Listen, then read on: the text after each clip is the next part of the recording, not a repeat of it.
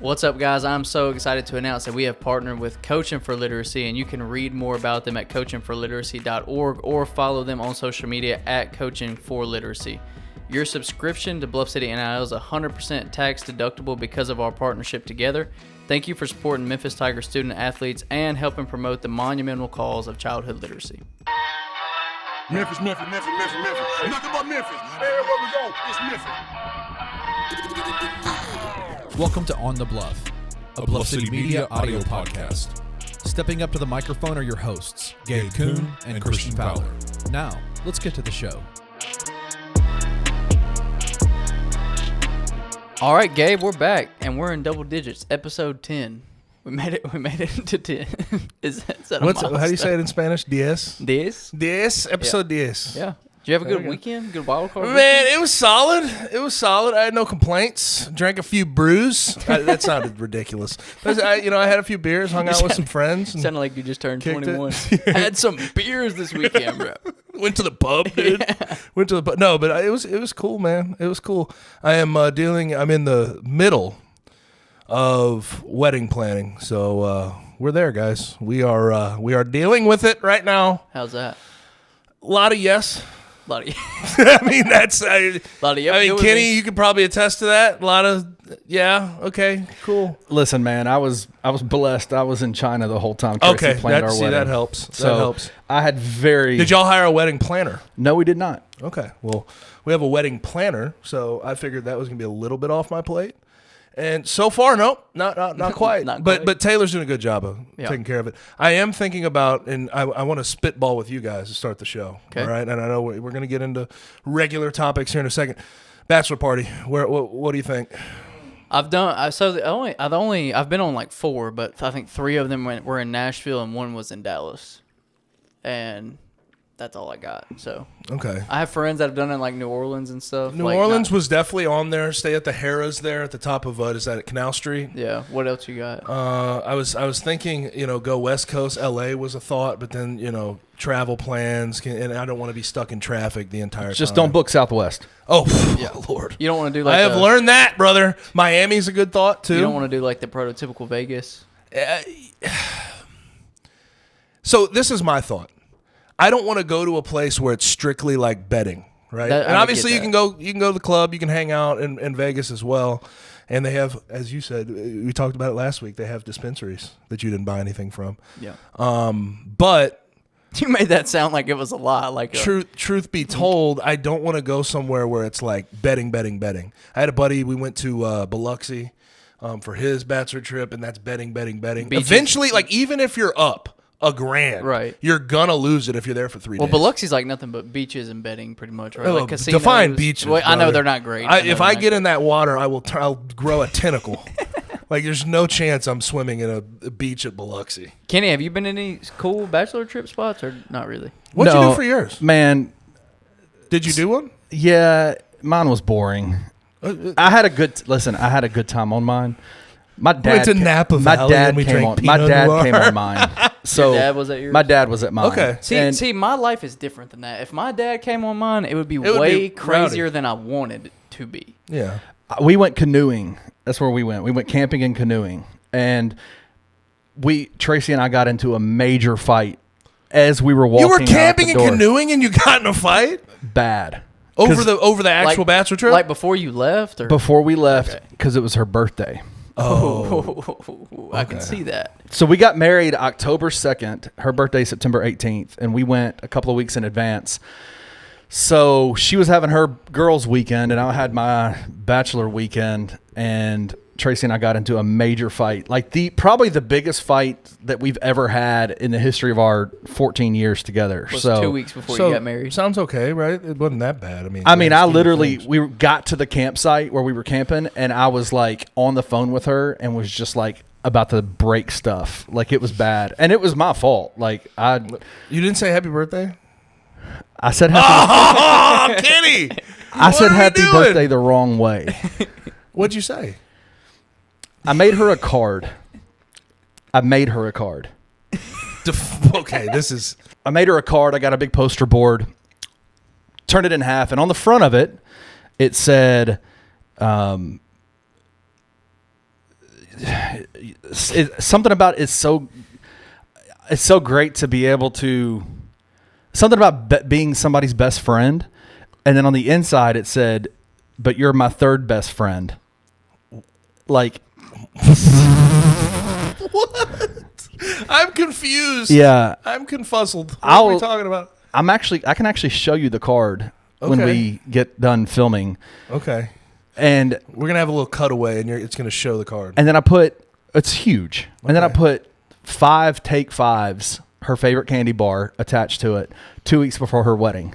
It was a crazy weekend. We made up pretty quick. We were fine, but it was rough. So you have like Take 5s like attached to a poster, like a promposal or something. Yeah. To say happy birthday. Yeah. Yeah, you live and you learn. Yeah, that was a bad move. Okay. So I don't know what to say. Yeah. So where did you go canoeing, by the way, for your bachelor? Little Red. What's Little Red River? Okay. In Greer's Ferry, Little Red River area. Okay. Gotcha. So yeah, don't take my I wouldn't. Okay. So that's like more understood. That's like more my speed, like just hanging out, chilling.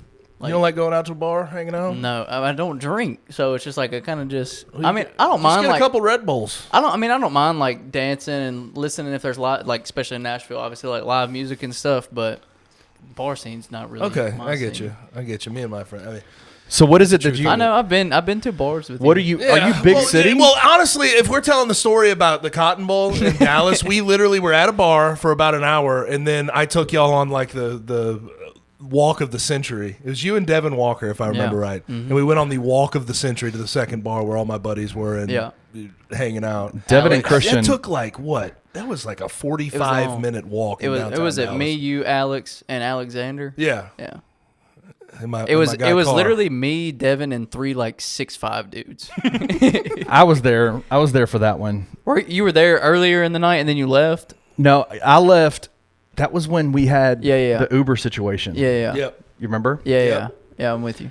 So y'all kept going out. I went back to the hotel. Right. Yep. We were at that bar. You didn't miss much, to be honest with you. You missed a 2-hour walk. Yeah, I remember that. I remember that being. I remember we got to the second bar, and Devin and Christian turned to me. They're like, "Yeah, we're gonna head out. We're gonna walk back to the hotel." It was 4 a.m. It wasn't. Yes, 4. it was. Yes, it was. I remember. 4. There's a reason I remember this vividly, but I remember it vividly. 4 a.m. Because you remember we get to this bar and then there's like 3 or 4 other former players there. Right. I don't remember who they were. You probably do. Yeah, there's but a bunch of my buddies, all the specialists. Right. Shout out Evan Michael.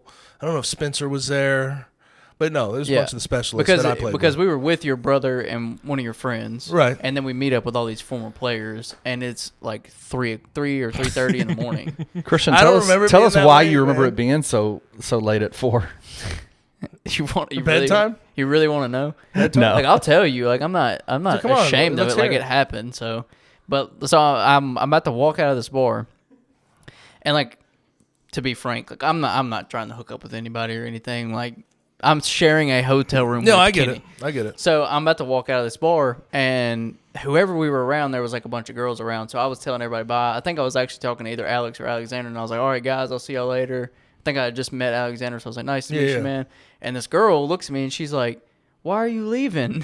And I'm like, "It's 3 o'clock in the morning." And she was like, "Just stay." And I was like, "Absolutely not." But 4 a.m., man. Yeah. So 4 a.m. whatever. That's All right. that's how I vividly remember. I don't remember it being 4 a.m., but I remember also the Uber situation because I was staying in Fort Worth, so it was like a 45-minute drive. I paid like we were staying like 35 minutes. I think I paid like $85, $90. Yeah, surge prices. Well, Yeah, it was surge prices. It was bad. It was like that. But anyways, so off of that topic, okay, because we've kind of exhausted that. Okay. Let's move on to Yeah, basketball. There are things in that conversation that are hitting the cutting room floor that you will Yes. never see. Yeah, and there's a lot more that we could actually talk about with that weekend, but we'll leave it at that. Yeah, we'll was cut a- that. that was We're good there. We'll We're save good you there. from some stuff. But anyway, since the last time we recorded, Memphis has had 2 games, UCF and Temple. Mm-hmm. So 2 games, Yep. 1 loss, 1 win, heartbreaking loss, almost another heartbreaking loss. What's I don't want to say what's the state of the program right now because that sounds kind of. I think it's fair though. But where are we at? Where do we stand right now? How about that sounds better? I feel like this program, where they're at right now, and they're a tournament team. They're, you look at Lenardi's latest bracketology, last 4 buys, so they're in the tournament pretty comfortably at this moment, but they're still a bubble team. It just feels like everything with Alex Lomax down, Malcolm Dandridge trying to get back, Jaden Hardaway out, like the rotation, how it's had to be in these games they're playing close, losing to UCF the way they did, and then barely beating Temple. That was their first win, by the way, in a game that was 3 points or closer. Right. Everything feels about as fragile as a wine glass right now. It just feels fragile. And that's not to say that they can't salvage things if Malcolm Dandridge comes back. And they can rebound better. They can shoot from the field better. There's a lot of things that they can do a lot better, but everything just feels fragile. If we're talking about a state of where they're at right now, but that game against Temple was just from start to finish yuck. Yeah, that was nasty. It was really ugly. I don't know why, but it just feels like this team is kind of in limp mode right now. Like they're just not firing on all cylinders, and we hit on it last week because we were like, man, we figured by this time of the year they'd be playing their best ball, and they're simply just not right now. It's like it's still guys going up and down. It's still inconsistency at pretty much every level, other than Kendrick Davis, and there's even been inconsistency there as far as efficiency goes. Mm-hmm. But guys like Demario Franklin that we've been like, when's it coming? Played 10 minutes in the Temple game and had 3 fouls. Yep. Jonathan Lawson, we've been heavy on that. Like 30 minutes. 30 minutes. I think he was 1 of 5 and 0 of 4. Brother, he's 14% from 3 in conference play. Yeah. I mean, and same thing with him. Not that he can't find his stroke, because he is, he's young and he's just now starting to get like legit minutes in legit games. So I do like that he's getting open looks, and this team is getting open looks in general. They're just not. They can't hit. They're just not hitting them.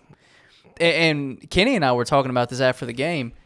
9 turnovers, so they took care of the ball.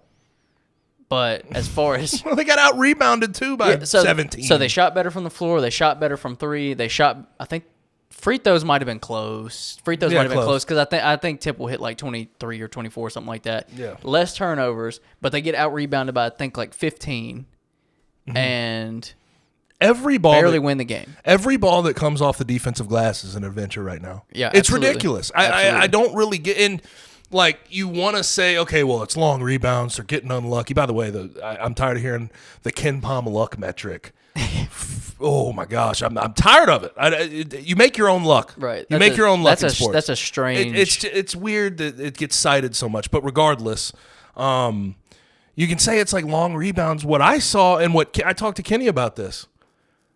They're not getting bodies on people on the defensive end. That's why the long rebounds are there, because they're bouncing off. Nick Jourdain for Temple, their big man, was in on every whether it's a tip out or he's grabbing the board himself. He was in on everything that came off the defensive glass, and we've seen that rear its ugly head these past 2 games. And you just, I know that Malcolm Dandridge could be somewhat of a fix, but they have to put it upon themselves to just give more effort on that end and trying to go get balls off the glass. It's not that complicated. Right. It really isn't. Rebounding is what? 80% effort. It's effort. It's 80, effort, 80, and you don't see it. Like, and I swear I sound like just an old curmudgeon. I sound like an old man when I'm like, put a body on someone. Yeah. But that's what it is. Yeah. It's a lot of watching. It's a lot of watching when a ball goes into the air. So rebounding isn't just effort. I know 80%. So the other 20, I would even go maybe like 70-30, 60-40. Yeah. Rebounding is about effort and position. Yep. And so the very same struggles that you're seeing on the defensive side of the ball, being out of position, not closing out well on 3, at the 3-point line, all this positioning issues that are happening with the Tigers are also then hurting them on the defensive end because they're also on the rebounding because they don't have a body. I mean, really what it is just going and putting a body on somebody. Yeah. and unfortunately, they're so far out of position right now on defense, which is just such a unique situation because we've never seen a Penny Hardaway team be this out of position on so many plays on the defensive side of the ball. And what frustrates me too is Malcolm Dandridge is out. You have to deal with that. KO, you think, okay, the second half of the UCF game, everybody's saying, where's he at? Where's he at? he can't get boards. He's not boarding. He's not rebounding. He averages 1 a game. He's got to be better at defensive rebounding and cleaning up the glass if he wants to get consistent minutes as a front court member, and it just hasn't happened. But there is a flip side to that too, though, because if KO is not playing, Chandler Lawson's playing, right? And he's had a struggle. And I would say, he has struggled, and I would say KO offers more upside. I know Penny might feel better with Chandler being on the floor, one of the guys that he said he trusts. But it just, the team. It's one of your leading rebounders, right? Though. But the team looks better with KO on the floor. At times, he is more versatile and he offers more. Granted, he's got to figure out how to get in position to rebound a little bit better because he has the size and the leaping ability. It's just a fact of people putting bodies on him, and he's probably not used to that. Yeah, and he's a good shot blocker, and he's actually surprisingly been pretty trusty around the rim when he gets his chances there. But damn, he's got to rebound better. Yeah, and also on the defensive end, to Kenny's point about positioning, they overhelp an insane amount. Absolutely. I mean, if a ball goes inside the 3-point line and somebody is fronted up, you don't have to crash down and try to create a turnover. Yep. Let that guy, whoever it is, whether it's KO or Chandler or DeAndre, let him try to front that guy up and play defense first before you decide that you need to go down and initiate a trap or whatever it may be, more ball pressure. Because consistently we've seen against UCF, Temple, ECU in that first half, they'll crash down, and the kick out is right there, wide open, 3-point ball. And generally, the teams have been shooting really well outside of Temple. Yeah. But teams have been shooting really well against the Tigers because of that fact right there. Yeah, I would say the biggest issue so far and why we're seeing defensive struggles, rebounding is kind of the obvious one. Overhelping has been big because it leaves guys wide open. Their switches have not been great, which kind of goes hand in hand with the overhelping and nobody switching. And they're not communicating either, really, on switches, which is a big odd issue.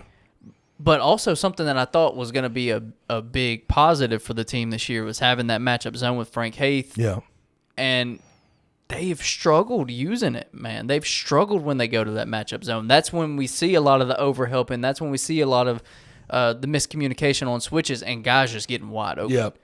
Yep. It's honestly, I think more so than anything, it's about being connected at this point in the season and being a lot more, having more synergy with the guys on the floor. Being in tune with each other. And I know that there's different injuries that are going to get in the way of that at times, but they just have to be better at getting that done. But in the end of the day, here's Kendrick Davis. You feel good about being able to win any game with him on the floor. And what he did at the end of that Temple game, by God, the last 8 minutes, 6 for 7 from the field, 2 for 2 from 3. If he goes 1 for 2 from 3, they lose a game on the road at Temple, and their tournament hopes are dashed. But he didn't. Right. He was unbelievable. 14 points in the last 8 minutes. And that buzzer beater was absurd. Over Jourdain, literally in his, I probably couldn't even see the rim. It was ridiculous. Absolutely ridiculous shot. It's just a moon ball, too. For as many unexpected issues as he's had this year, as far as inefficiency and the lack of three-point shooting, because those are two things that he wasn't bad at SMU.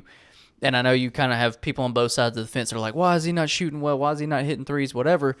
But at the end of the day, he's keeping the ship afloat right now. He's the guy. And I think DeAndre also had a pretty good first half. Second half, he had some struggles. He needs to be just better at staying out of foul trouble. I think also adding Malcolm Dandridge back to the lineup helps him out. You almost need a guy alongside DeAndre to take fouls away from him. Right.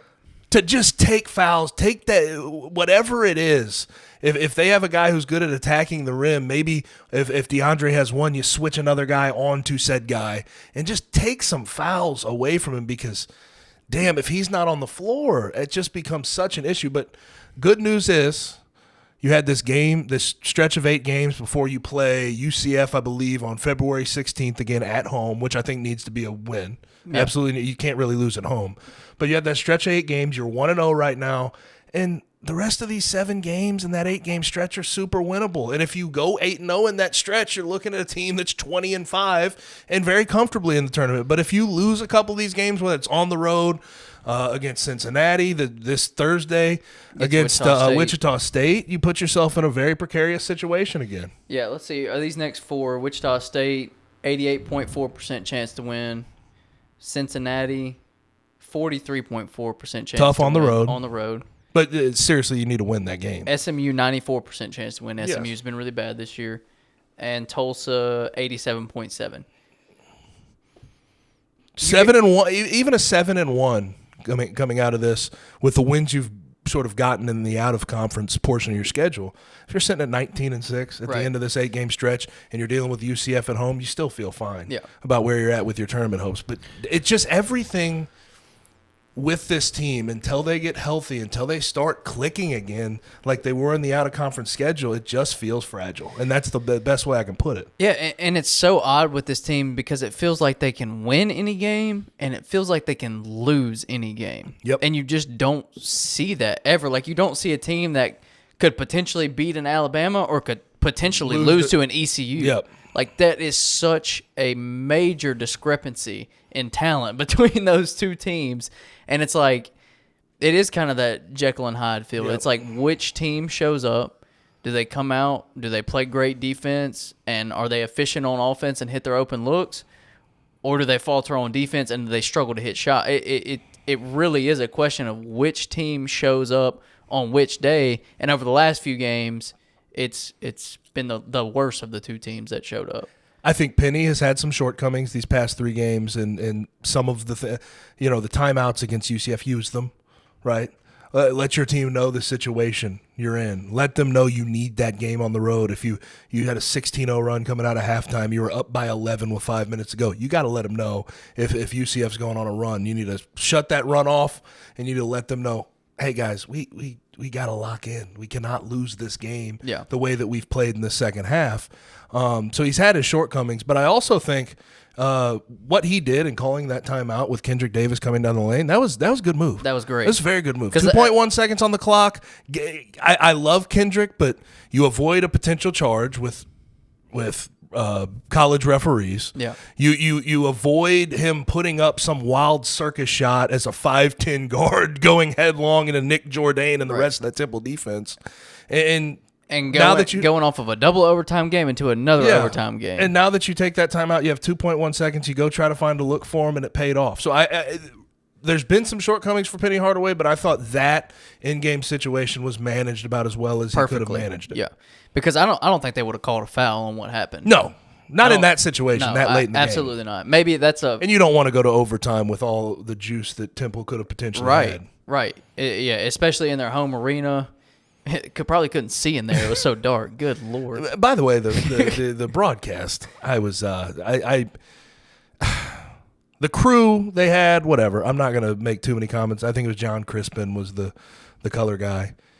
The production was so bad. It looked like the only lights that were on in the entire arena were on the floor. I feel like that was the camera crew and what they were. I don't know.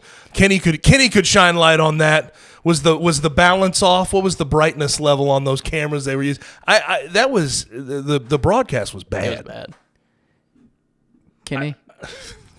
What did you? I mean, is there any explanation? Can you shine for light? That? I mean, it's all lighting, right? Like you look at the arena, the FedEx Forum. It's lit, very well lit. It's lit because it's an NBA arena, right? Like you're talking about college arenas. I mean, I think you go to Houston. Houston's the same way.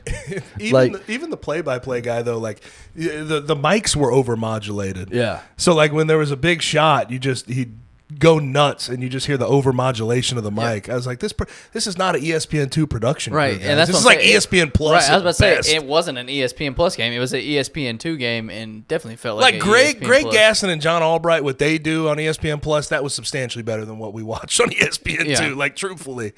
Yeah, so that was odd off the wrist. But a win. As soon as I turned it on, I was like, this is crazy. But yes, a win. You had to win that game. You can't go drop all these games. No. And we're like, everything's not a must-win game, and it's not. But you can't drop games against not quality opponents. And I know some people will say, well, they were third in the conference, whatever. They had some good wins, but they also had some bad losses. Temple by no means is a good team. The conversation around Temple and what they were doing, 4-1 in conference, cool. That's fine.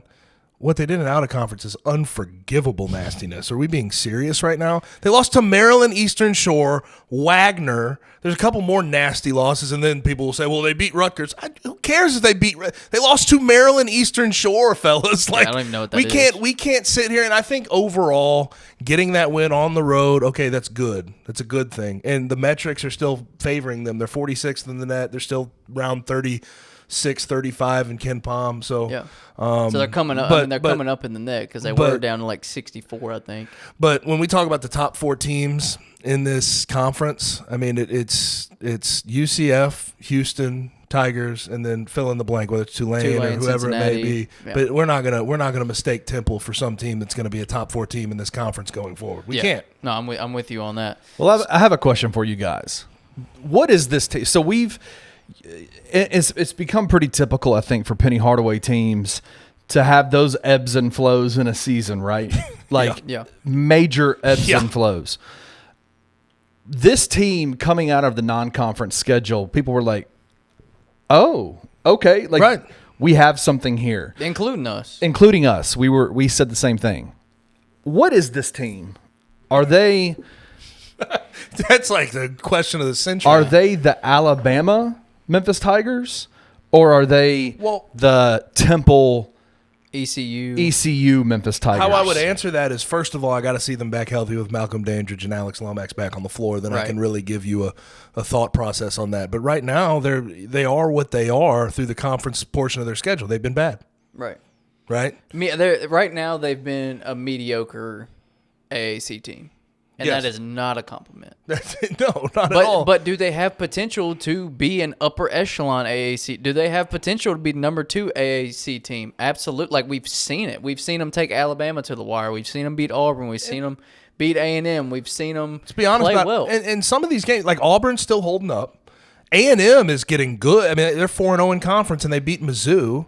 I mean, A&M looks better as they got to Vandy got a big win the other night. Yeah, Vandy's okay. I'm not saying they're great. But some of these wins are holding up fine in the out of conference, but they have to get back to what they were then. I think it's a different team. And to your point, Kenny, it is a different team. Yeah, it's a completely different team. So how do we'll see? So what is it like?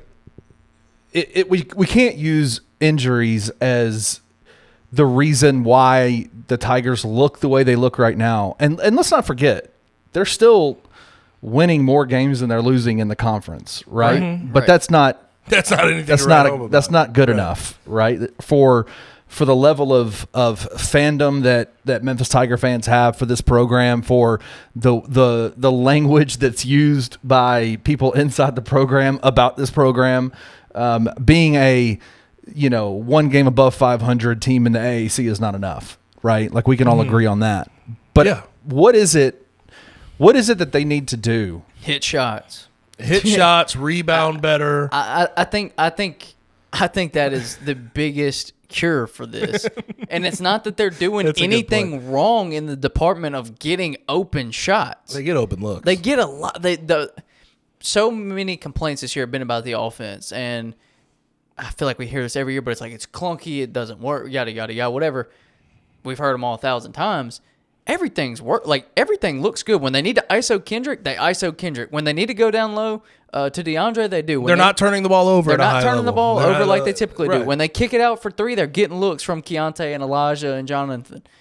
They just don't drop. They're just not falling. They just don't drop. They're just not falling. And I think that cures so much. But at this point, can we even say, like, okay, hit shots is the end all be all? They haven't done it. No, I'm not saying they have. I'm just saying there hasn't been a game where I can point to and be like, oh, they were locked in from the 3-point line, knocking down shots. But it is who they are. It's a very interesting thought to think of what this team would look like if those shots were falling. Obviously, we're not in a world of hypotheticals, but I'm just saying, like, I think that cures a lot if they're making shots. But I do think, Kenny, what I would say to you on the injury front, I think that is a big crutch, because Alex Lomax and Malcolm Dandridge know what's expected of them. And if you get more synergy with some of these lineups, the defensive woes start to disappear. The rebounding woes start to disappear. Alex Lomax is a good rebounding guard. Malcolm Dandridge is probably their best rebounder when he's actually on the floor. I think if they get back healthy, having more synergy with the rotations with that Penny Hardaway wants to run out there, I think that cures a fair amount of what we're seeing too, at least on the defensive end. Now, again, knocking down shots would be a great thing to say, but they just have not done it. Right. Because even that, like going back to making shots and getting some of those open looks, this team has struggled in fast break. That's when we've seen kind of the breakdowns in communication defensively, when we see mess ups and switches and overhelping and overcorrecting mistakes in the press and the trap, and that most of that's coming off of fast break. So it is a big cure-all, but I'm with you. Like, you can't just say, oh, it's going to happen, they're going to start hitting shots and turning around. And they've had their moments. Like Elijah McCadden has had his moments. Keontae Kennedy has had his moments, but you need that to be more consistent. And DeMaria, we talked about it last week. I just don't think he fills a massive need that they have on the offensive end. He's not a good three-point shooter, never has been. And he's a guy who largely, and you can say this about Keontae and Elijah as well, and I get that, but he's largely a guy who needs the ball in his hands to go get off the dribble, but he's not going to get that opportunity. Kendrick Davis is on the floor for 37 minutes a game. Right. So he needs to get in where he fits in, but I don't know where he fits in on the offensive end right this second at least. Yeah. So there's just a lot of things they need to work through, but overall, it's just a fragile situation they're in. Yeah. Can I inject some positivity into this a little bit? Of course. Yeah. Okay. I want to do a little quick comparison, because I think it's typical for media, for fans to take a step back and go, this team, exactly what happened last year is happening again this year. And it's just not. Oh, right? no, not even close. Like, you look at, and Christian and I have had this conversation over this last week. Last year, they're out of conference. They botched their out of conference schedule. So if you look at January 20th of last year as a date that's going to ring home for a lot of Tiger fans, because that was the game against SMU in the FedEx Forum when Penny was asked in the post game after a pretty rough loss, a 70-62 loss. Stupid. Quit asking me stupid effing questions. That was that game. At the end of that game, that game felt like, I remember being on the baseline during that game, guys, and going, something is off here. Like, they had just come back they had beat Cincinnati. That was the game. And Penny was talking about, these are a bunch of me guys, and they have to figure it out, and they have to sell out for the team more. They had beat Alabama December 14th, busted Alabama, crushed them by 16 points, or by 14 points at Memphis. They had come back, and they had lost to Tulane in New Orleans, which is always a tough game in New Orleans. They won two conference games. Then they came back and they beat Cincinnati in that game that Tyler Harris had that steal at the end to close it out. Just the crazy atmosphere of that game. And then they went on and they lost 3 straight games. UCF, East Carolina at the buzzer, and then they lost to SMU. And that SMU game was so strange, man, because it felt off. The team felt like there was a lot of guys out. There were a lot of injuries. There was just the energy level inside that arena, the fan base, that nobody showed up for the game. It was just crazy. This Temple game this past week felt like that SMU game, watching it from afar, because obviously I wasn't in Philly, home on the couch watching the game, and it felt, the way I saw the players, the way they were looking, they're in the middle of the grind of conference play, and they still won that game. They fought it out, they ground it out, and they won that game. Last year, in that very same time period, they lost that SMU game and had the major blow up. They came out of that game last year, January 20th, 9-8 on the year. They were 9-8 after that SMU game. This year, they're 13-5. Had obviously a much tougher and a much more successful non-conference schedule.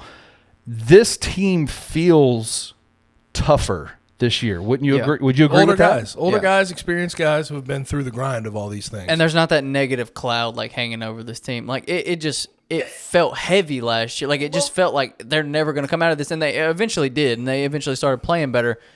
It just feels like a switch can be flipped easier with this team because you do have veteran guys like you're saying. Well, Penny at that point in the year was talking about me guys, like I was saying, me guys, and we have a bunch of young guys who need to figure it out. These older guys need to get out of the way for the younger guys, and there was that dynamic and that issue. You were like, damn, can they flip a switch? Right. What's going on behind the scenes? I don't think you have those massive questions about what's going on behind the scenes this year. There's a clear pecking order. No one is it doesn't feel like anyone's overreaching or overdoing what their role is. So I feel like this team is in a substantially better spot, but that being said, it's still fragile, right? Yep. You still have to find a way to eke out a bunch of wins in conference and not step on landmines. Yeah, and keeping a positive spin on it. Like you said, this stretch coming up, especially these next 4 games that I just mentioned, these are the perfect get-right games. Yeah. Because 3 of those 4 games, you're favored rather heavily. Yeah. Like 3 of those 4 games, you should win pretty easily. We'll see what happens in them, but you are the better team, and I think you're the better team in all those games because I do think they're better than Cincinnati. But same thing, road environment, who knows?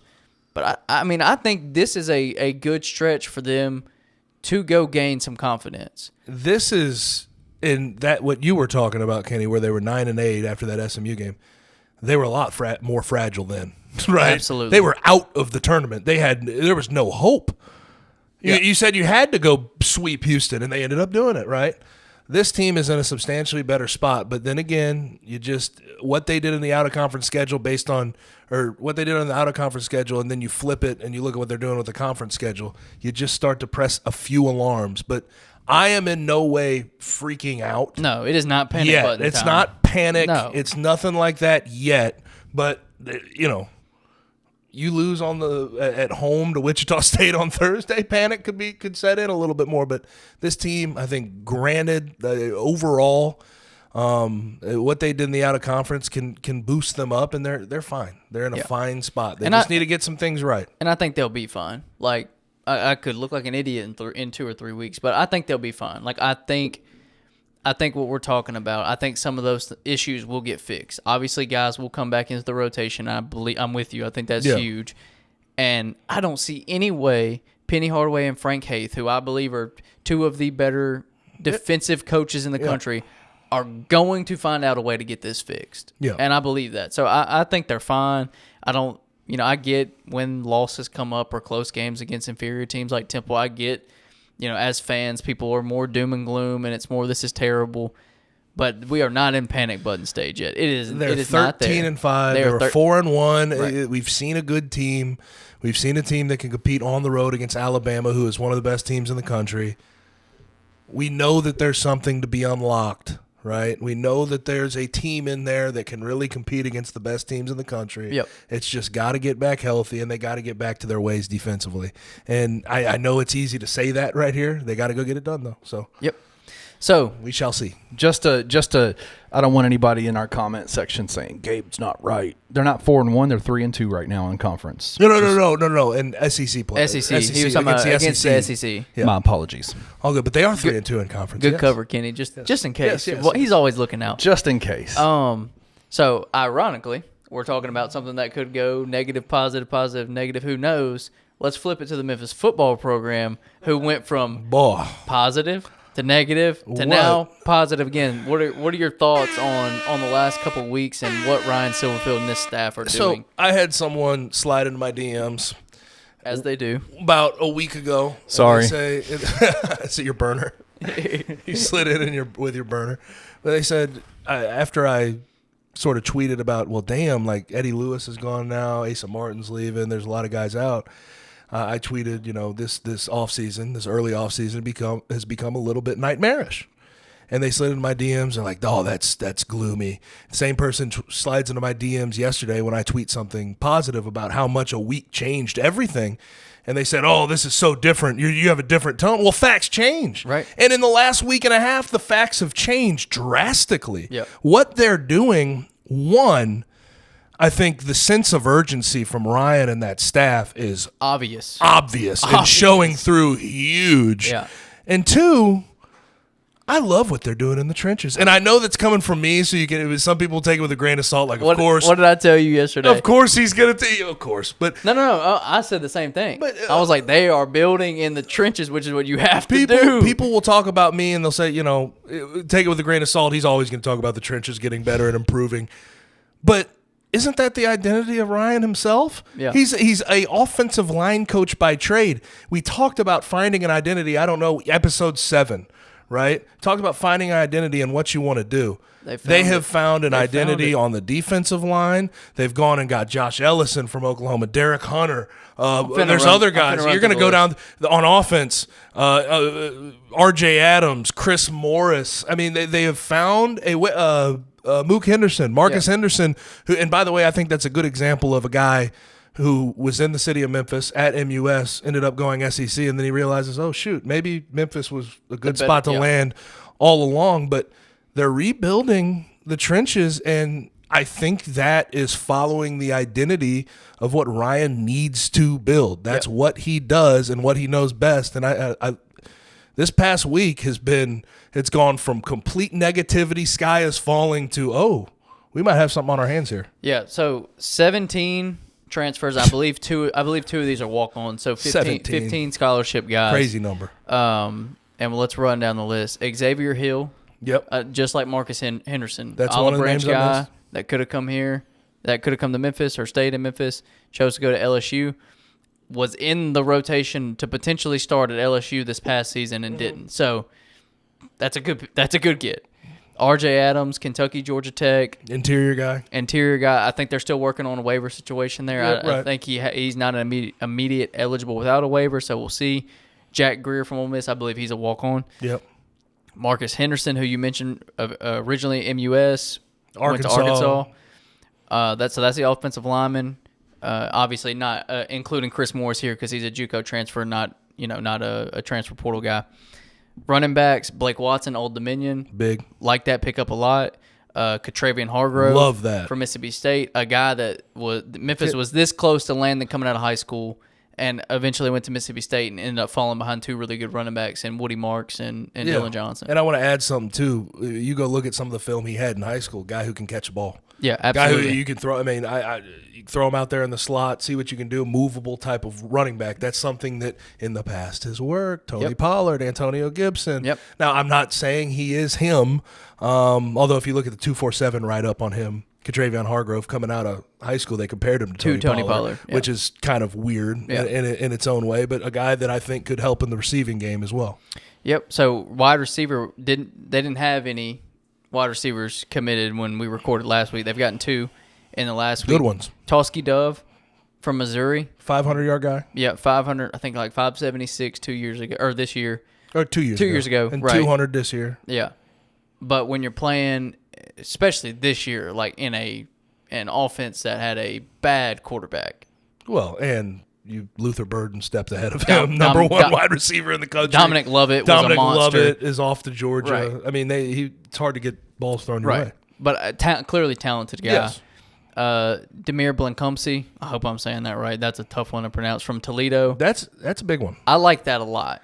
I hate making these comparisons, but he has like that. You know where we're going with this? Like Deontay Johnson played at Toledo, and he's kind of got that shiftiness, like route runner guy, around the same size, 5'10", 185. So I think Deontay's a little taller than that, but has maybe 6 foot program height. Yeah, I think he's listed like 6'1". But he's a guy who caught for 500 yards last year in 9 games because he had injuries. Right. And I look at some of the big games they played last year, Central Michigan and San Diego State. They ended up losing the San Diego State game, but 100-yard games in both of back-to-back 100-yard games. And like, obviously the injuries derailed the season to a certain extent, but a guy who can immediately play inside, outside for you and give you what you need. And pretty good ball skills. Yeah, really like that pickup.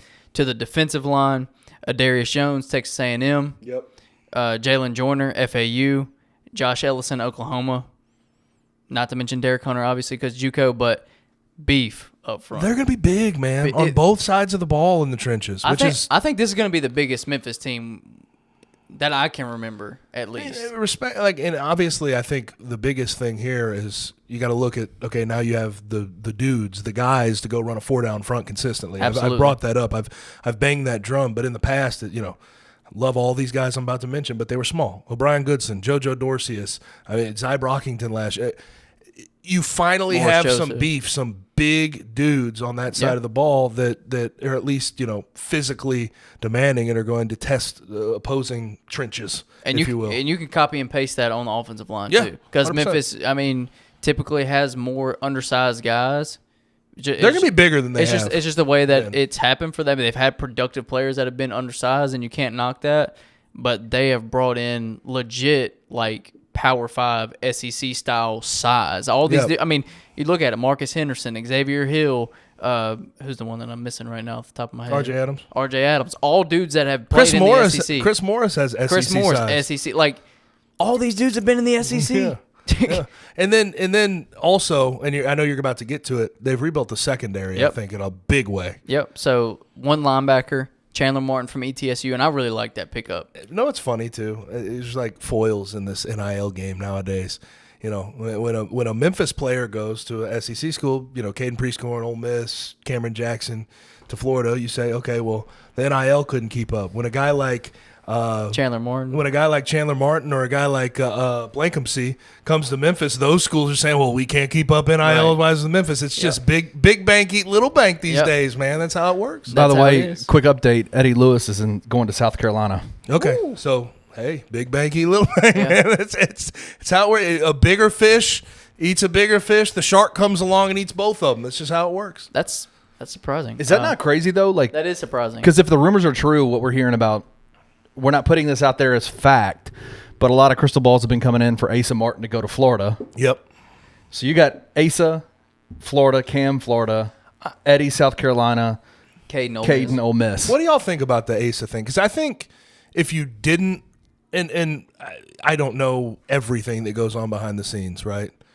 But I do have a thought process behind how crowded that running back room is. Katravion Hargrove, Brandon Thomas, Blake Watson, Jay Ducker. Sutton Smith. Like all these guys you have in that room. I feel like if you didn't recruit as many guys, Asa may still be on campus. I don't know what the deal is. If he ends up at Florida and there's a money situation, but I feel like that's part of the reason for him to get into the portal and do what he did. But I don't know. I'm not this is me just spitballing. And I love what they have at running back, by the way. Yeah. I think they've got a lot of dynamic guys, and that's going to be one of the funnest camp battles to watch. Yes, 100%. Who is going to be the guy to come out of There'll be several guys, though, that tote the rock. Right. But if Ryan's shown us anything through these first few years. That's not what Ryan wants, though. It's not what he wants, but if he's shown us anything, there's guys. But they got 5 or 6 guys, and they ain't all going to get carries. Yeah, not all of them. So. No.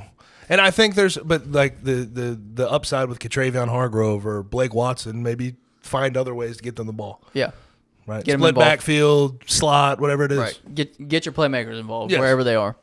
Like I said, love what they've done in the defensive backfield. Jalen Johnson from Ohio State, high-ranked guy at a high school that tore his ACL before his freshman year, and then we mentioned this last week, just got lost in the shuffle.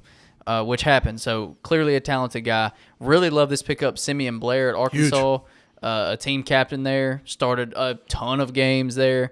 Filled in for Jalen Catalon last year. 73 tackles. Yeah, one of the best safeties in the country in Jalen Catalon. And Simeon Blair comes in and fills that role and plays really well. I've talked to my Arkansas connects on this, my industry sources, fellas.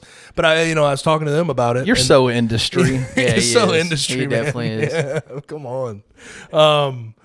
Mob ties. But Simeon Blair is a big run support guy. Mm-hmm. And I kind of like that because he's a guy you can plug and play immediately. And maybe he struggles with pass defense because he's a little bit slow-footed, can be flat-footed.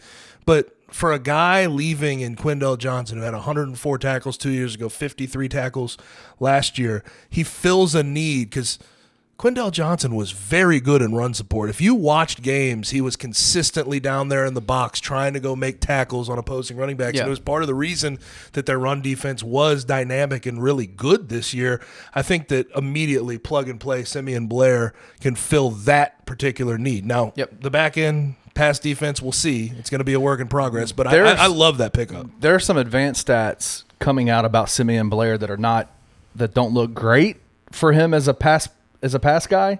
Does that concern you guys at all? Here's the truth. Here's the truth of the matter, and I've told you this multiple times, but if you can be a solid, productive player in the SEC, i.e. Toski Dove, i.e. Simeon Blair, you have the potential to be really, really like a top caliber. And that's player not a shot on the AAC or Memphis. I know people take it that way, but the SEC is undoubtedly the best football conference. I mean, there's no arguing that. Yes, and it's Power 5 and Group of 5. It's different.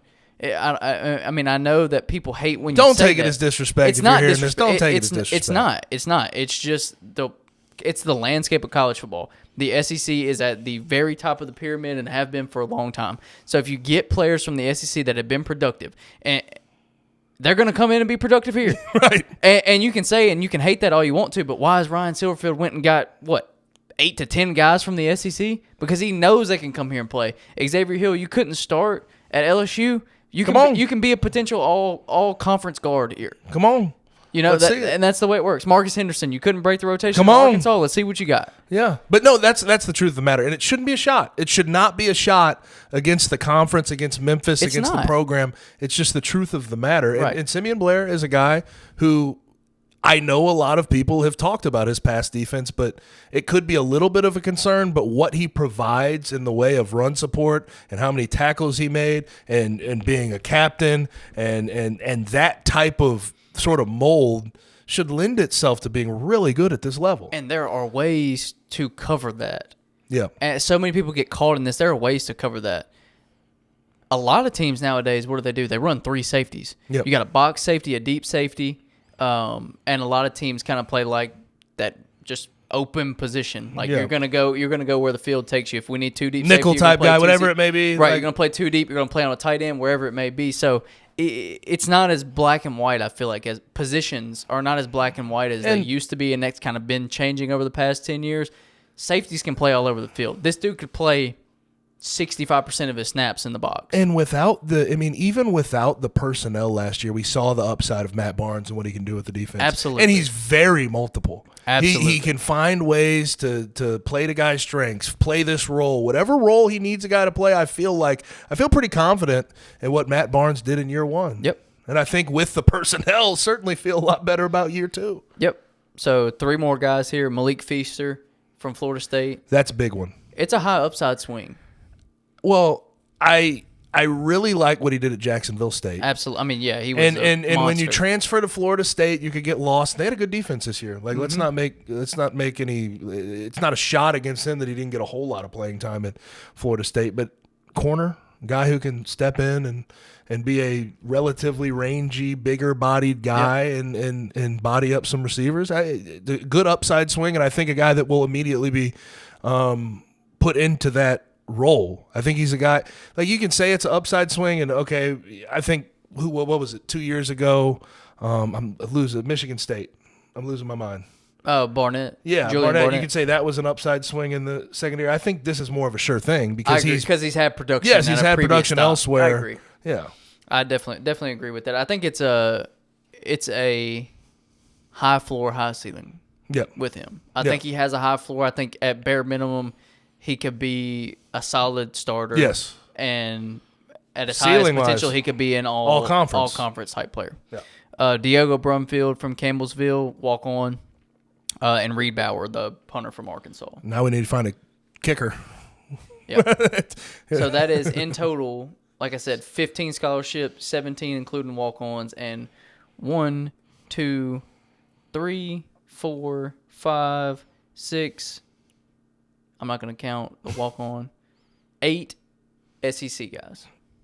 It's rebuilt. Not counting Chris Morris, who was a former SEC guy. It's already a roster that feels in a lot of ways rebuilt. Now, do they need to do more things? Go get more receivers, get more depth there. Develop these freshmen, see where they're going to play. But I love these guys because I mean, you talk about 15 guys, 8 guys from the SEC. These are guys that can immediately step in and be starters potentially for you. I mean, it's from where we were a week and a half ago to now, the script is completely flipped. Yeah, big round of applause for what they've done. I mean, in a short amount of time, it's like every day. It's like, there's another Power 5 transfer. Oh, there's another Power 5 transfer. A guy we didn't even really hit on, like Josh Ellison from Oklahoma. Yeah, right. The dude, he played 30 games in his career at Oklahoma.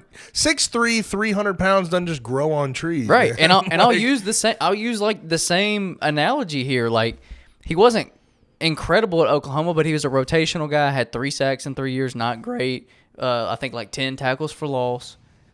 If you can be productive at Oklahoma, you can be productive at Memphis. Yes. At bare minimum, he's a good rotational guy. Yes. And he has And they already size. have guys, Derek Hunter. I mean, they already have guys that could potentially be starters for you. And in this day and age of college football, especially on the defensive side, you need to have rotational pieces on the defensive line. And I think that was underplayed going into the 2022 season. They didn't have enough depth on the defensive line this year. Barring injury, a lot of different things could happen. But it feels like they actually do have depth. Absolutely. When's the last time Memphis had 300-pound defensive tackles? Been a while. Derek Hunter, Adarius Jones, been and Josh Ellison, all long in time. that like 6'3", 295 to 305 range. Long time. Yeah. Some big dudes up front. So I'm a big fan of what they've done. I really like what they've done. They, as you and I hammered home constantly on every episode, it feels like it all starts up front, offensive and defensive line. That's where your success comes from. They've built there. Secondary has consistently been an issue for Memphis. They've brought in a lot of talent there, and we'll see what that does. The backfield was another one of my concerns because there was a lot of guys, and where's it going to go? And I like the direction. Instead of staying pat like they could have, I like this direction better. I like going down and getting Blake Watson and getting Catravian Hargrove, and I understand losing Asa Martin because on paper he was your most productive back from a total yardage standpoint. But I don't think that he offered the upside that some of these other guys do. And they have more years left on their eligibility too. Right. Catravian Hargrove is 3 years left, whatever it may be. Right. I mean, so I agree with you. Now, last couple things they need to really attack. Need to go find somebody to potentially replace Caden Prescorn. We'll see. Anthony Landfear's still on the roster. Yeah. It's a guy they liked last time around in the he was a JUCO guy. Arrington we'll see what he can do. Him as well. And then pass catchers. Just go. If there's a couple of wide receivers you can land, go land them. At least one more. Right. I would say at least one more. But and I wouldn't fault them for taking two, three more. Take as many as you can get. They have taken a chunk out of their needs though in the past week. Absolutely. I mean, just a massive chunk out of it. So where you had complaints a week and a half ago, those complaints are starting to slowly but surely trickle away. Right. Yep. So protect Seth Hennigan and give him weapons on offense and on defense. Build a front seven that can stop whoever you put in front of them and give the secondary enough time to cover. Get back there quick enough to where the secondary doesn't have to cover for 6-7 seconds and let quarterbacks pick them apart. And that's where they're building. So we'll see what the actual results look like when we get to the season. Obviously, it's still a long way away. Yeah, of course. But I'm a big fan of what they've done. I think, like you said, the sense of urgency is clear and obvious. There's no doubt that Silverfield is trying to load up and have this team ready for a run next year. And trench identity is the other thing. I mean, that's absolutely those two things right there. Absolutely, you got to be dominant up front. Yep. Kenny, we got anything else Memphis related? Memphis related. Tony Pollard is playing in Riley Patterson. We're about to hit wild card weekend. So is there anything? That's the transition. Anything non-wild card? We're good, man. We'll stay there. Okay. Yep. So I mentioned wild card weekend. Q Weedham boys. What are we doing? Q Weedham boys. Come on, boys. Christian. Don't sit there. I'm not. Don't sit there and act humble all of a sudden. This is how I. You can ask anybody. This is how I am when it comes to. I'm not gonna get too high. I'm not gonna get too low. Weedham boys. Even killed, brother. Oh my gosh, that was a good win. That was a hell of a win. Very good win. I did not see it coming that way. Brett Maher shaved points against the for Bucks. Sure. Yeah, Maher. If he was shaving points, he didn't do a good job because he didn't stop the offense from scoring. But as a Cowboys fan, you're always worried in the playoffs because we always lose, especially when you see all these things. It's like, the Cowboys are 1-4 on actual grass. They're 0-7 all time against Brady. They haven't won a road playoff game since '93. 29 years. Yes, dude, come on. I was -5 the last time they won a playoff game. Or they won a road playoff game. But it's like, so as a Cowboys fan, like these things are in your head and you're like, okay, maybe we're going to lose this game. if I pull myself out of that situation, I look at it as objectively as just a football fan, as an NFL fan, Dallas should have won this. They were clearly the better team. You know what was hilarious? Like, and leading into it, I get it's Tom Brady, and I get we know what he is capable of in a playoff situation. But everyone just slept on the fact that the Bucs were not a good team. Yeah, man. they looked terrible all year. They looked on Monday night like they looked all year. Yes, that's who they are. It's who they were. It doesn't matter. I mean, Leonard Fournette, Rashad White, Chris Godwin, Mike Evans. The O-line stunk. Right. They've got talent everywhere, but they just haven't been able to get the ball to anybody, and they haven't been able to run the ball. And that's kind of what Ryan Jensen, football guy of the century, for playing that game last night. Yeah, he is. What? No surgery, ACL. Was it ACL, MCL? It was like ACL. It was definitely ACL. Yeah, but definitely it was multiple. ACL. He's insane. He's insane for that. It was multiple CLs. Brother, what are you doing? I get that he's a football guy, but man, he's a football guy to the core. But Dan Quinn, what he did in dialing up, I mean, the cross dogs and what he was doing with Leighton Vander Esch and Micah Parsons off the ball as off-ball linebackers, and Micah Parsons off the edge. Tom Brady just looked out of sorts the whole night. Yeah, nobody. That's how you beat him: is press the pocket and give him interior pressure. Yeah, and nobody would know Dallas is without two starting corners right now. Like Anthony Brown out for the season, Achilles, Jordan Lewis out for the year. Deron Bland, a 5th-round rookie, he's played nickel all year, and he's been really impressive. Xavier Rhodes was playing outside cornerback last night for the majority of the game. He used to be good. But the Cowboys are like where my 3 safety theory comes from. Donovan Wilson is a box safety. Malik Hooker's your deep coverage safety, and Jerron Curse is your tight end guy. Yeah.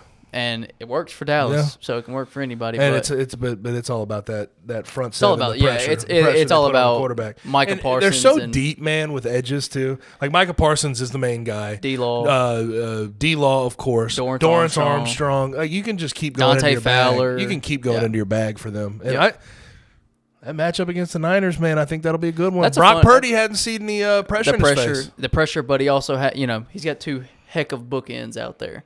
Yeah, Trent Williams and Mike McGlinchey are I get it. Good tackles. I understand, but it doesn't mean they can't get beat by Micah Parsons. Yeah, and San Francisco, I think San Francisco favored by 4. I think that's fair. I think that's about where the line should be for the game. So I can dig it. It's a fun divisional round, but let's talk a little bit more about this wild card. Real quick weekend. though, yeah. Where are you at on Tony Romo versus Dak? I know Cowboys fans are really split on that. Mostly Tony Romo, though, when I hear from Cowboys fans. He has just as many wins now in the playoffs as Tony Romo in his entire career? 2. That's rough. Yeah.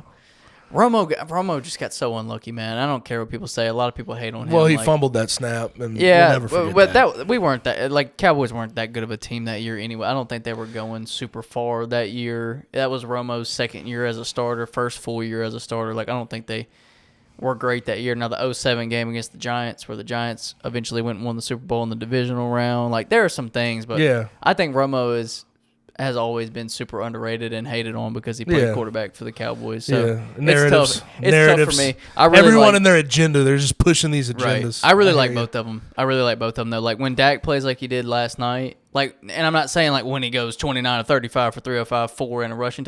That's not what I'm saying because you don't do that every week. But when he's running the ball and being aggressive and diving for first downs and being Dak Prescott, like. The dude is good. So, I understand. You got a fat contract. You broke your ankle, fractured your ankle a few years ago. Like, you don't want to run the ball that much, but he knows when to. He knows the games that he needs to, and that's when he looks as good as he did on Monday night. The rest of Super Wildcard Weekend, the Chargers chargered. Yep. I had people texting me at halftime, this game's over. No, it's not. Nope. It's Chargers. Shout out Riley Patterson for hitting that game winner. Yeah. Mike McDaniel. Hitting his elf bar on the sideline. That was pretty sweet. He's an everyman. Is he not the everyman of all NFL coaches? Absolutely. I mean, he is if you just put millennial head coach right up there, hitting his elf bar on the sideline, trying to take the edge off when Skylar Thompson is letting the play clock run out every single time. Dude, that was so in the bad. Second half. It was brutal. So bad. He's trying to take the edge off, but that elf bar, man, it always comes through, doesn't it? Yeah. Shout out. That was good. That was hilarious, dude. Like, I don't know, but McDaniel's a heck of a coach. It shows you to only lose by 3 to a top 3 team in the NFL with your 3rd string 7th round rookie quarterback starting. That was a brutal second half, though, man. It was. Offense died a slow, painful death, and they couldn't get a playoff. And I know it's a 3rd string. Skylar Thompson, like he kind of has a noodle arm, bro. It shows that he has a lot he can build off of. Yeah. Right? And that's what I think the biggest thing is. Like, I don't think you should completely, like, you shouldn't say, oh, well, they lost 34-31. He's completely rid of all fault. No. But I think being that close in that game where you were a 13.5-point dog, yeah, it shows you can build off of that. And I trust him to build off of it. Yeah. Logan Wilson and Sam Hubbard saved the Bengals from a loss. Man, Sam Hubbard was Are the Bengals too hurt? Chug-a-lugging along. I think so. I Jonah do think Williams so. left tackle. I'm not gonna Jackson say they can't. Carman is like me at left tackle. If I Worse. stepped out there, No, Jackson Carman's worse. I think you would fare better on an NFL offensive line than Jackson Carman. Did you see me play left tackle in college? No. Trayvon Tate got kicked out of the game in the Boca Raton Bowl against Western Kentucky. I got beat every play, brother. Jackson Carman was no better at guard last year, so let's not get it twisted. I get it, but yeah, you got Lyle Collins out at right tackle. You got who's the right guard? Alex Kappa out at right guard. Lyle Collins, you mentioned Jonah Williams. They said week to week, but kneecap got popped out. Yeah, I don't think he's playing man. next week. So you're down 3 offensive linemen. Kappa could come back, but if he's coming back on day to day in the playoffs, week to week in the playoffs, he's not anywhere close to 100%. Vikings were frauds, like we always knew. We all knew. Giants played a heck of a game. Like, that was the best game they Brian played all year. Daboll's a G, bro. He's unreal. Heck of a coach. Heck of a coach to have Daniel, he's got the Daniel goatee Jones like you. that. He does. It looks like he listens to Seeger and Rush. He might. If he does, he gets it. If he does, he gets it. If you don't think Bob Seger is it, then you're messed up, man. Bro. You're messed up if you don't like Bob Seger. For those that don't know, Christian walked in to the studio tonight. First thing he says to me and Kenny, he goes, I listened to some Seeger on the way over here. I'm ready to rock and roll, baby. I'm ready. I said, oh my I'm ready to get it. Like just the living, breathing example of a goatee guy. Yeah. For sure. Like I said, there's nothing wrong with Seeger. I don't know what's wrong with Seeger. Shout out Seeger. I'm just saying, it's funny. Like, what are you, 24? Yeah. Start off, turn the page. Seeger guy. Start off with turn the page. Listen to some Seeger, man. I'm ready to rock. Turn the page, hit Main Street, cap it off with some night moves, and you're ready to record. Kenny, do you have a comment on this? Anything to say to our goatee brethren? I listened to some Quavo and some Takeoff before you got here. R.I.P. You don't get down with Bob Seger? I honestly couldn't tell you one song he's done. Golly, you uncultured man. Okay. Anyway, was there anything else we missed with Super Wild Card Weekend? The Ravens should have won that game. They should have. Why'd he reach, though? He could have just take the What you think about J.K. Dobbins? About J.K., bro. J.K. was pissed. J.K. came out firing. No, I didn't see that. J.K. came out and said, why is Tyler Huntley getting the ball in that situation? Oh. He was that's right. He's like, I want to be in a situation that I want to be used He was more. like, I need to be used there. No, and he said it worse. Basically saying that J.K. that he should have got more carries than Gus Edwards, and that if Lamar plays, they win. He literally said, if Lamar was playing, we would have won that game. Yeah. Oh, yeah. Well, no question. I mean, which is true. You don't say that. But dog. You don't come out and say that. So that was a little wild. That's it, right? That's all the games. Yeah. But man, the divisional games are nice. Like, you got Eagles, Giants, and 49ers, Cowboys in the NFC. 2 games that could, as much as people want to say like the Eagles are going to go blast them, like if the Giants play like they did last week, they can hang. They can hang for sure. And on the other side of the bracket, the feel good story with the Jags playing the best team in the league and the Chiefs, and then we finally get to see the Bengals Bills game that we didn't get to see a few. Tom weeks Brady, ago. you are this offseason. What's he going to be? Retired? Away? Oh, man. I don't know. I want to say 49er because it's the home. Las Vegas. San Francisco, and it feels good, but there's no way. Him and Kyle Shanahan together. No, it would Kyle Shanahan has to be the smartest guy in the room. Yeah, no. That would be Flat bad. bill guy. And they've got their own decision. Raiders. Between I think he's a Raider. He's a Raider. He needs to be a Raider. Raiders or Dolphins, but I think Tua's too good to bring Brady in for a rental of a year or two. I think he goes to Oakland with Josh McDaniels. Las Vegas. With Josh McDaniels. I think it makes too much sense. It does. And then also, have y'all seen Cliff Kingsbury?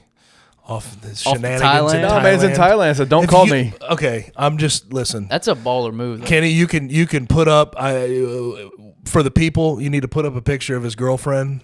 Christian and I already talked through this yesterday. Mercy me, he's having a good time in Thailand. Let's just put it that way. Yep. Good for him, man. Yeah, good for him. I mean, Stepping away from the game for a second to get his head right. If you can be 43 years old and a multi-millionaire and go to Thailand and just chill for a little bit, by all means. With your model girlfriend? With your quite attractive girlfriend. Yeah, no one's busting your balls over that. Go do it, brother. Shout out. Yeah. Yeah. So that'll do, right? I think that's it. I think that's it. Appreciate you guys for joining us. This is like the best day of the week. I love doing this every week. So much fun. As I mentioned last week, head over to bluffcitymedia.co for all of our content, bluffcitynil.com for all the NIL content, whether you want to donate or check out kind of what we do. We've got all of our NIL videos on there as well. On social media, you can follow us on Twitter at Bluff City Media. Follow the podcast on Instagram on the Bluff Pod. That right, Gabe? That's the one. That's the one. But other than that, thank you guys for supporting us. Check out our YouTube page. We are putting out as much content as we can with more to come. As I've said every week, more and more is coming, so just be on the lookout for it. Subscribe, like. It's free. It's easy. I know you guys probably forget just the way I do to subscribe, so that's why I'm reminding you now. Probably should remind you at the beginning. But go click that button, subscribe, like the video, and support us how you can. So we will see you back here next week. Thank you for listening to On The Bluff. If you enjoyed this episode, please leave a rating and a comment wherever you download your podcasts. Head over to www.bluffcitynil.com, where you will find comprehensive coverage of Tiger athletics and how you can become a contributor. We'll see you back here next week.